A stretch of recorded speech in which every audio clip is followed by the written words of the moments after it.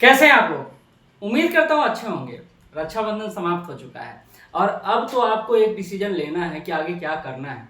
और उसी क्रम में अगर आप बिहार में बीपीएससी का तैयारी कर रहे हैं तो हम आपको बताने जा रहे हैं कि अगले एक साल में अगर 2025 में आपको एग्जाम देना है तो क्या करना है, पूरा A to Z। अगर आप कुछ भी नहीं जानते होंगे, यानी एकदम शुरुआत से तैयारी कर रहे होंगे, तब भी आज का वीडियो आपको एक आइडिया दे देगा कि कैसे आगे बढ़ना है।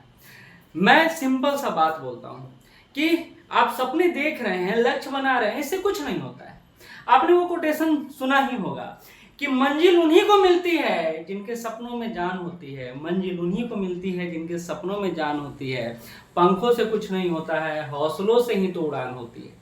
यानी हौसला तो आपको रखना पड़ेगा, नहीं तो आपने देखा होगा एक शुतुरमुर्ग जमीन पर रेंगता है तो एक बाज आसमान को चीरता है। वो किस लिए? क्योंकि उसका हौसला बड़ा होता है, इसलिए वो बड़ा करता है। तो आपको भी अपना हौसला बड़ा रखना है और 71 बीपीएससी के लिए तैयारी करना है तो लगना अभी से पड़ेगा, कल से नहीं। रक्षाबंधन हर साल आएगा, दीपावली हर साल आएगा, दशहरा हर साल आएगा, होली हर साल आएगा, लेकिन जो नहीं आएगा दोबारा लौट कर वो है 71 बीपीएससी। तो क्या करना है आपको? बड़ी बात तो ये है कि कैसे आइडिया क्या क्या करना है, ये आइडिया क्रिएट होना चाहिए, है ना? तभी तो मजा आएगा, नहीं तो मजा ही नहीं आएगा तैयारी करने में। तो तैयारी करने का एक तरीका होता है और वो तरीका अगर आप सीख गए तो आज के बाद कोई और वीडियो देखने की जरूरत आपको नहीं पड़ेगा। तो शुरुआत से एकदम चलते हैं कि आपको करना क्या है। तो हमने यहाँ पर हेडिंग डाला है 71 बीपीएससी की तैयारी एकदम जीरो से। मतलब मैं मान के चल रहा हूँ कि आज तक आपको कुछ नहीं पता है या जो पता है उसको भूल जाइए। एक नए तरीके से हम लोग शुरुआत करते हैं। तो हम लोग चर्चा करेंगे स्ट्रेटजी पर, हम लोग चर्चा करेंगे एक साल के प्लान पर, और हम लोग ये भी चर्चा करेंगे कि आप आगे आपको क्या करना है। अगर आप ग्रेजुएशन फाइनल ईयर में हैं और आपको आगे एसडीएम, डीएसपी या बिहार फाइनेंस सर्विस या फिर बीडीओ जैसे पोस्ट को प्राप्त करना है तो आपको तैयारी तो आज से ही शुरू करना होगा। कल के भरोसे तो बहुत लेट हो जाएगा, बहुत। तो चलिए शुरुआत करते हैं। क्या करें? पहली बात है कि 71 बीपीएससी के लिए मोटिवेटर कई सारे हैं, कोऑर्डिनेट करने वाले कई सारे लोग हैं। क्या हमारा प्लान होना चाहिए? तो सबसे पहले बात है कि आपको एक बेसिक समझ होना चाहिए और अपने पर विश्वास होना चाहिए कि अगला एग्जाम आप क्रैक करेंगे। बाकी दुनिया का मुझे नहीं पता है, आपके बारे में पता है कि आप ऐसा सोचेंगे तो आप वैसा ही करेंगे। बोलते हैं ना लोग कि जैसा सोचता है वैसा ही करता है। तो आप सोचिए कि आपसे एग्जाम क्रैक हो जाएगा। तो आपको ये ध्यान में रखना है कि 2025 में जो एग्जाम होने वाला है वो होने वाला है 30 सितंबर को, क्योंकि अतुल प्रसाद सर बोल गए थे कि हर साल 30 सितंबर को होगा। इस बार थोड़ा सा विलंब हो गया है, कारण भी सिंपल सा है, रिजर्वेशन को लेकर कुछ क्लियर नहीं था तो लेट हो गया है। लेकिन अगले बार तो लेट नहीं होना चाहिए, ऐसा उम्मीद मान के चलता हूँ। यानी अगर अभी से भी जोड़ा जाए, आपको यहाँ से जोड़ा जाए तो एक साल आपके पास, वन ईयर आपके पास है। तो एक साल के लिए स्ट्रेटजी जो होना चाहिए वो आपका बेस्ट स्टडी जो होगा मेंस और पीटी दोनों को लेकर होगा। आपको पता होगा, अगर आप थोड़ा सा भी इस तैयारी से जुड़े होंगे तो आपको पता होगा कि मूलतः मेंस को लेकर ही तैयारी होता है। पीटी तो लास्ट टाइम में तैयारी होता है, क्योंकि रैंक लिस्ट जो आपका बनता है ना वो आपके मेंस के आधार पर बनता है, इंटरव्यू के आधार पर बनता है। अच्छा, 71 को लेकर बेसिक बात जैसे सिलेबस इंफॉर्मेशन या बुक को लेकर बेसिक बात ये पहले कर चुका हूं मैं। अगर आपने वो वीडियो नहीं देखा है तो नीचे डिस्क्रिप्शन बॉक्स में या कमेंट बॉक्स में मैं पिन कर दूंगा, आप जाकर वो वीडियो देख लीजिएगा। एकदम बाकी बातें एकदम स्मूथ हो जाएगा, आपके लिए आसान हो जाएगा, इसलिए मैं बोल रहा हूं, ठीक है? तो मेंस के लिए आपका 6 से 7 मंथ का स्टडी और यहाँ 5 से आप 4 से 5 मंथ कर सकते हैं, स्ट्रेटजी काफी होगा। यानी यहाँ आपको 7 मंथ देना है, यहाँ आपको 5 मंथ देना है, मिनिमम इतना बोला जाता है। या आप यहाँ से 6 से 7 मंथ भी कर सकते हैं। आप ये आप पर निर्भर करता है कि आप कैसे देख रहे हैं चीजों को, ठीक है? ये आप पर निर्भर करता है कि आप पीटी को ज्यादा समय देना चाहते हैं, भैया नहीं हम पीटी तैयारी करके बीएसएससी का एग्जाम भी, दरोगा का एग्जाम भी और सबका एग्जाम एकदम एक बार देते हैं, क्योंकि बिहार के बच्चों की मेंटेलिटी होती है कि भैया एक एग्जाम में सारा तैयारी होना चाहिए, है ना? तो आप हो सकता है कि इसको 6 महीना दे ये आप पर निर्भर है, मैं आप पर छोड़ देता हूँ, ठीक है। लेकिन ये तैयारी करते क्रम में भी आपको ये तैयारी करना है तब तक जब तक कि 3 मंथ ना बचे। मतलब आपको पता है कि अगस्त में एग्जाम होने वाला है तो आपको जून में छोड़ देना है मेंस का तैयारी, लेकिन आपको मेंस का तैयारी मैं 6 से 7 महीने तो लिखा हूँ, लेकिन ये 9 महीने तक चला जाएगा, क्योंकि आपको प्रैक्टिस भी करना है उसमें ज़्यादा। मेंस थोड़ा टिपिकल है, ये बात समझिए, मेंस थोड़ा टिपिकल है। तो अब क्या करना है, देखिए अब आपको एक प्लान हो गया कि मेंस और पीटी करना है। अब पहले मेंस का तैयारी करना है, फिर पीटी का तैयारी करना है। आप देखिए जो खिचड़ी एग्जाम दे रहे हैं यानी सारा एग्जाम दे रहे हैं उनके लिए लगेगा कि भैया इतना क्यों करें, हम एक बार पीटी के पर चले जाए। नहीं, आपको अगर बड़ा करना है तो बड़े तरीके से सोचना होगा। तो आपको क्या करना है, इसके बाद का जो प्लान है वो आप सुन लीजिए। करना है क्या कि आपको सिलेबस डिकोड करना है, और मैंने सिलेबस डिकोड करके दे रखा है, इसमें आपको मेहनत करने की जरूरत नहीं है। और सिलेबस डिकोड करने का बेहतर माध्यम है पीवाईक्यू। पीवाईक्यू एक बार यानी प्रीवियस ईयर क्वेश्चन आप एक बार देख लेते हैं तो आपको आइडिया लग जाता है कि आपको क्या करना है। और पीवाईक्यू के बाद आपको एक टॉपिक डिसाइड हो जाता है, और टॉपिक मैंने कर दिया है कंप्लीट उस वीडियो में, तो आप उस वीडियो को देखिए, ज्यादा बेहतर रहेगा। तो syllabus, previous year question, topic, ये मैंने कर दिया है। अब आपको इसके आगे काम करना है। क्यों? क्योंकि देखिए मैंने बोला कि मेंस ही सब कुछ है, मेंस ही आपका ओवरऑल रैंक डिसाइड करेगा। और मेंस में पहले मैं बता चुका हूं जीएस पेपर और एसए पेपर, इन दोनों के मार्क्स के आधार पर ही आपका रैंक बनता है। बाकी हिंदी और जो ऑप्शनल है जो आप ले सकते हैं कोई भी, तो वो सिर्फ क्वालिफाइंग है यानी पास करना है। अब देखिए जीएस के सेक्शन, जीएस में 2 पेपर, पेपर 1 पेपर 2, इन दोनों सेक्शन को लेकर आप सब्जेक्ट वाइज सब्जेक्ट स्ट्रेटजी बना सकते हैं। लास्ट में बुक की बात करूंगा, सब्जेक्ट वाइज सब्जेक्ट। जैसे देखिए जीएस पेपर 1 3 सब्जेक्ट है, हिस्ट्री है, आपका सीए है, करेंट अफेयर है, और आपका स्टैटिस्टिक, ठीक है, 3 सेक्शन है।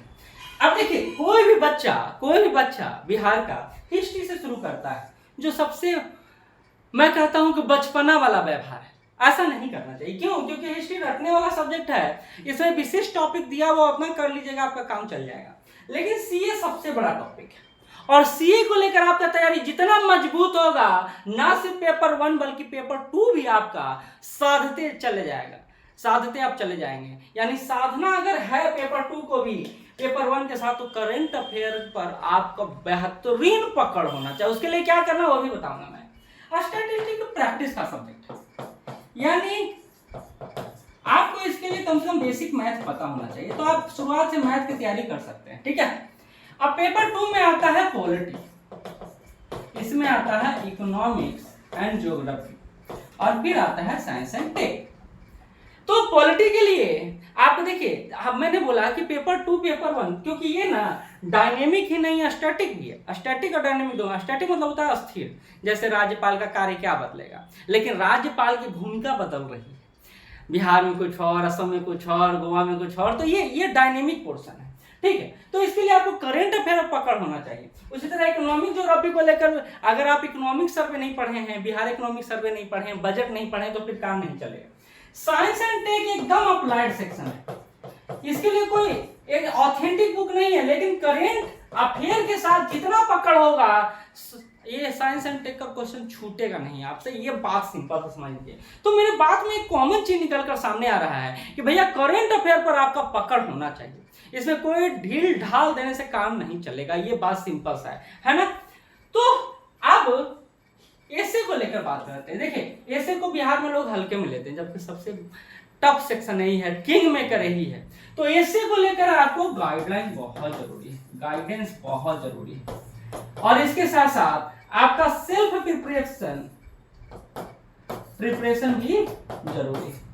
अब इसको लेकर क्या स्ट्रेटजी, तो पार्ट बाई पार्ट बात कर लेते हैं। देखिए एक टीचर की भूमिका, अब बहुत सारे बोलते हैं टॉपर हो जाने के बाद भैया हम 4 साल 3 साल तैयारी किए या फिर सेल्फ स्टडी किए हो गया, बिल्कुल गलत। वो अगर सेल्फ स्टडी किए हैं तो पहले किसी कोचिंग में जुड़े हैं, वहां टेस्ट सीरीज मस्त मारे हैं, किसी न किसी एग्जाम में उनका हो गया है, वो वहीं बैठ के तैयारी कर रहे हैं, एक बार पूरा ओवरऑल तैयारी हो गया, उसके बाद उनको क्या करना है, उनको तो सिर्फ रिवीजन करना है, तो घर में बैठ के कर रहे हैं। तो उसमें आप दिग्भ्रमित नहीं होना है, आपको ये नहीं सोचना है भैया वो सेल्फ स्टडी टाइम लैप्स होगा और मैं लिखित देता हूँ टाइम पूरा लैप्स होगा। मेरे पास एक नहीं हजारों केस स्टडी है जब बच्चे बोले हैं सर पिछले बार सोचे थे अभी तक कुछ तैयारी नहीं हुआ है। तो एक बेहतर गाइडेंस जरूरी है और ऐसे में श्योर सक्सेस टीम अपनी तरफ से बैच आपके लिए ला रहा है। जल्द अगस्त में ही हम लोग लास्ट में लाने वाले हैं। आपको वो बैच बहुत फ्रूटफुल रहेगा क्योंकि हम पढ़ाते नहीं, हम आपसे जुड़ते हैं और आपकी समस्याओं को, आपकी परेशानियों को, आपके सकारात्मक बिंदु को, आपके नकारात्मक बिंदु को सॉल्व करते हैं साथ में। ऐसा नहीं है कि हम आपको 500 का बैच दे रहे हैं भैया लड़का पता ही नहीं है टीचर वहां पढ़ा के चला गया। हम सिर्फ आपको 50-60 का बैच देते हैं। इंटरेक्शन होता है बच्चों और आपके बीच, एक बेहतर मार्गदर्शन मिलेगा। लेकिन आप एक क्लास में जाते हैं जहाँ 500-1000 का भीड़ है, कोई पूछने वाला नहीं है, आप जानवर की तरह ठूसे हुए हैं उसमें, बस आ रहे हैं जा रहे हैं, उससे पढ़ाई नहीं होता है। एक बार खुद ही सोच कर देखिएगा कि अगर वैसे पढ़ना है तो ऑनलाइन में काहे ना पढ़ लें, टीचर के पास क्यों जाए। और एक और इम्पॉर्टेंट बात, कभी भी मेंस क्लास मेरे यहाँ पकड़िए या पीटी पकड़िए या 71 पकड़िए ना पकड़िए, लेकिन एक बात और कहता हूँ, हमेशा ऑफलाइन पर ज़्यादा फोकस करिए क्योंकि आपका डेवलपमेंट जो होगा ऑफलाइन में होगा, ऑनलाइन में नहीं होगा। ऑनलाइन में क्या है ना, टाइम पास है, मैं बिल्कुल मानता हूँ ये टाइम पास है। अब आता हूँ हिस्ट्री को लेकर स्पेक्ट्रम का बुक और बिहार स्पेसिफिक को लेकर आप किसी का नोट जो श्योर सक्सेस का नोट ले सकते हैं वो आप ले सकते हैं। करेंट अफेयर को लेकर न्यूज़पेपर का एडिटोरियल सेक्शन, न्यूज़पेपर का एडिटोरियल सेक्शन, और मैं मानता हूं जनसत्ता का पेज नंबर 6 का जो एडिटोरियल रहता है द बेस्ट रहता है। इसके अलावा द हिंदू का भी आप करेंट अफेयर देख सकते हैं, द हिंदू जो आता है। इसके अलावा मैगजीन में आप पीडी कवर करें, प्रतियोगिता दर्पण प्लस क्रॉनिकल, 2 मैगजीन जो कवर करें, मंथली आता है, दोनों कवर करें ज्यादा अच्छा होगा। अच्छा, इसके अलावा स्टैटिस्टिक का प्रैक्टिस का चीज है, तो जितना ज्यादा प्रैक्टिस करेंगे तो वो ज्यादा अच्छा रहेगा। उसके लिए आप RS अग्रवाल सर का बुक ले सकते हैं। पिछले साल तो ऐसा हो गया कि उन्हीं में से 3 क्वेश्चन उठा के दे दिया। खैर, आप कोई भी बुक ले सकते हैं जिससे आप स्टैटिस्टिक को बेसिक रूप से बना सकें, ठीक है। अब आता है बात पॉलिटी के लिए। क्या देखिए, पॉलिटी में लक्ष्मीकांत मैं कहूंगा, लेकिन लक्ष्मीकांत का हर टॉपिक क्लियर नहीं करना है। उसमें से मैं जो टॉपिक डिसाइड करके आपको पीछे बता रहा हूँ या जो वीडियो में है वहाँ, या मेंस का एक स्पेशल वीडियो बनाऊंगा उसमें टॉपिक बता दूंगा आपको वो टॉपिक करना है, सारा मत करिएगा, पागल हो जाइएगा। इकोनॉमिक्स और ज्योग्राफी के लिए अलग अलग, जैसे इकोनॉमिक्स के लिए इकोनॉमिक सर्वे, चाहे वो बिहार इकोनॉमिक सर्वे हो चाहे वो सेंटर का हो। इसके अलावा बजट भी आपको पकड़ होना चाहिए। आज देखिए, आज का बिहार में क्वेश्चन इकोनॉमिक ज्योग्राफी जोड़ के आ रहा है, स्पेसिफिक ज्योग्राफी का भी आ रहा है। एक और अच्छा बात है कि अब क्या होने लगा, शॉर्ट क्वेश्चन आने लगा, तो आप टॉपिक से पढ़ के नहीं काम चलते, ओवरऑल टॉपिक आपको पढ़ना पड़ेगा, यानी सारा का सारा टॉपिक पढ़ना पड़ेगा। ये जरूरी है क्योंकि अब मेंस में short question plus long question दोनों आ रहा है। आपको मैं क्वेश्चन का भी दर्शन करवाऊंगा, या मैं एक काम करूंगा, मेरा एक टेलीग्राम ग्रुप बना हुआ है, उस ग्रुप में आप जाके जुड़ जाइए। उसमें मैं मेंस का क्वेश्चन भी दे दूंगा, उसका फॉर्मेट भी दे दूंगा, समझाया हुआ दे दूंगा, आप उससे अच्छे से पढ़ लीजिएगा। तो टेलीग्राम ग्रुप पर जुड़ जाइए, नीचे टेलीग्राम ग्रुप का लिंक दिया हुआ है, ठीक है। तो ये हो गया ज्योग्राफी आप पीटी में जो पढ़िएगा ना उसी को अच्छा से पढ़ लीजिएगा, मेंस में लिख दीजिए। शॉर्ट क्वेश्चन ज्यादा आता है, लॉन्ग क्वेश्चन कम आता है। क्यों? क्योंकि इकोनॉमिक्स से लॉन्ग क्वेश्चन ज्यादा आता है, ये आप ध्यान रखिएगा। साइंस एंड टेक, जैसा कि मैंने बोला, अप्लाइड है पूरा। आप कोई भी एक बेसिक साइंस एंड टेक का बुक पढ़ सकते हैं, चाहे वो मैग्री हिल का हो, चाहे आपका किसी संस्थान का हो, जैसे मेरे संस्थान का भी श्योर सक्सेस का भी आप देख सकते हैं, ठीक है। तो ये काम आपको करना पड़ेगा, लेकिन ये सिर्फ बातों का खेती है, कुछ नहीं है। क्योंकि आपको अगर मेंस कंप्लीट करना है ना, तो मेंस के लिए बेसिक रूल है, वो पहला है राइटिंग स्किल। जैसे हम लोग लिखते हैं तो आधा शुद्धि लिखते हैं, अशुद्धि लिखते हैं, शुद्धि लिखते ही नहीं है। वाक्य पर हमारा पकड़ नहीं होता है, व्याकरण का हमारा कमजोर होता है, प्लस शब्दों के साथ हमें खेलना नहीं आता, वही बच्चा वाला शब्द यूज करते हैं। तो राइटिंग स्किल करने के लिए बेसिक आपको सुधारना पड़ेगा, और वो सुधरेगा एडिटोरियल से। जो एडिटोरियल में हार्ड शब्द है उसको कलेक्ट कीजिए, प्लस अच्छा जो वार्तालाप होता है, संवाद होता है, या फिर डिस्कशन होता है, जैसे संसद टीवी पे आप उसको देख सकते हैं, ठीक है। राइटिंग आ गया तो दूसरा आपके लिए इंपॉर्टेंट चीज है प्रेजेंटेशन, यानी प्रस्तुतिकरण। आप कैसे प्रस्तुत करते हैं? जैसे हम सिंपल सा क्वेश्चन लिखाता है तो पहले प्रस्तावना लिखाता है, फिर मेन बॉडी लिखाता है, व्याख्या लिखाता है और फिर निष्कर्ष लिखाता है। इंग्लिश में बोलते हैं इंट्रो, मेन बॉडी और कंक्लूजन। अब आपको ये प्रेजेंटेशन आना चाहिए और इसके लिए ज्ञान कौशल के साथ साथ राइटिंग स्किल, और राइटिंग स्किल के साथ साथ आप में ब्रेन स्टॉर्मिंग की भी क्षमता होनी चाहिए। अब ब्रेन स्टॉर्मिंग क्या है? तो किसी भी क्वेश्चन को कई डायमेंशन से बना देना एक साथ, ठीक है। तो ये करने की क्षमता होनी चाहिए और ये दोनों आपको ऐसे में भी उतना ही काम करेगा, ऐसे में भी उतना ही काम करेगा। तो आपको ये क्षमता हम लोग श्योर सक्सेस के माध्यम से डे बाय डे करवाते हैं, एडिटोरियल करवाते हैं, आपको प्रैक्टिस करवाते हैं, आपको शब्द डेली, क्योंकि आप बच्चे हैं, आपको बहुत कमियां, आप 30 मार्क हाँ हो सकते हैं घर में, क्लास में नहीं, आपको बहुत कमियां हैं और उस कमियों को डे बाय डे जब तक आपसे टीचर जुड़कर दूर नहीं करेगा काम नहीं चलेगा। इसके अलावा हम लोग डेली राइटिंग प्रैक्टिस करवाते हैं, डेली। इससे क्या होगा? आपके लिखने की क्षमता, कौशल का विकास होगा। ये बहुत जरूरी है। आप जहां भी ज्वाइन करो कोई दिक्कत नहीं, हमारे यहाँ करें, क्योंकि हम भी चला रहे हैं श्योर सक्सेस मिशन 40। तो हम लोग भी अपना एक बता रहे हैं कि हम लोग क्लास लेकर चल रहे हैं, अच्छा क्लास लेकर चल रहे हैं। देखिए, ईमानदारी से बात कर रहा हूँ, ईमानदारी से काम करते हैं और आपसे भी ईमानदारी का उम्मीद करते हैं। तो ये हम लोग लेकर चल रहे हैं प्रेजेंटेशन, राइटिंग, और ये जबरदस्ती करवाना पड़ेगा क्योंकि आप आसानी से नहीं करना चाहते, दिमाग ही नहीं करने देता है।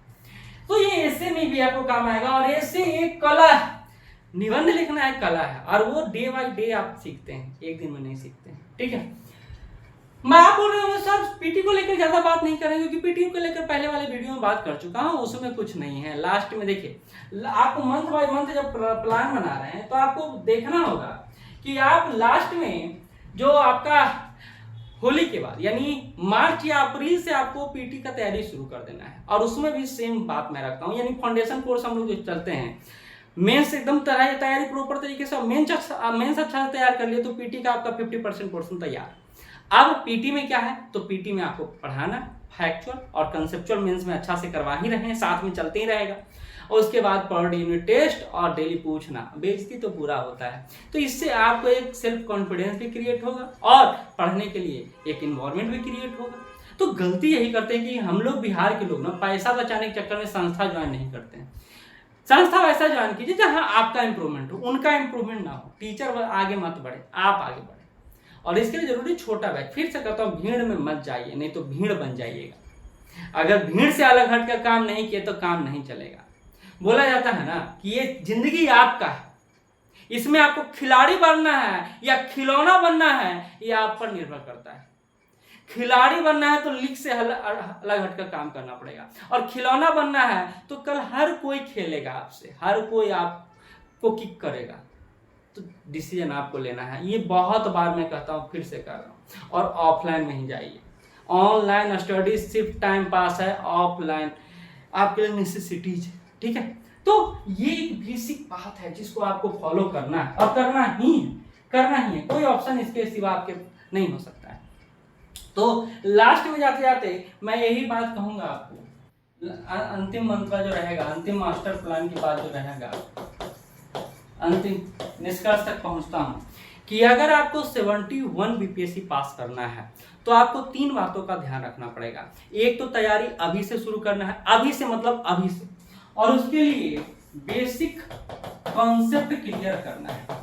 और इसके लिए एनसीईआरटी महत्वपूर्ण हो सकता है, जो हम अपने बैच जो आपको 71 का फाउंडेशन दे रहा हूं उसमें एनसीईआरटी भी कंप्लीट करवा रहे हैं। दूसरा, सिलेबस पता होना चाहिए। तीसरा, प्रीवियस ईयर क्वेश्चन सॉल्व होना चाहिए और इसके आधार पर टॉपिक डिस्कस होना, टॉपिक आपके पास होना चाहिए। चौथा, बुक्स, मटेरियल और उसके साथ साथ एक बेहतर गाइडेंस बहुत जरूरी है। बिना गाइडेंस के आप भटक जाएंगे। याद कीजिए इतिहास को, कोई भी ऐसा व्यक्ति सफल नहीं हुआ जिसके पीछे गुरु का हाथ ना हो। बिना गुरु के आप भटकते चले जाएंगे। और अंतिम, ऑनलाइन नहीं बल्कि ऑफलाइन क्लास करें। धन्यवाद।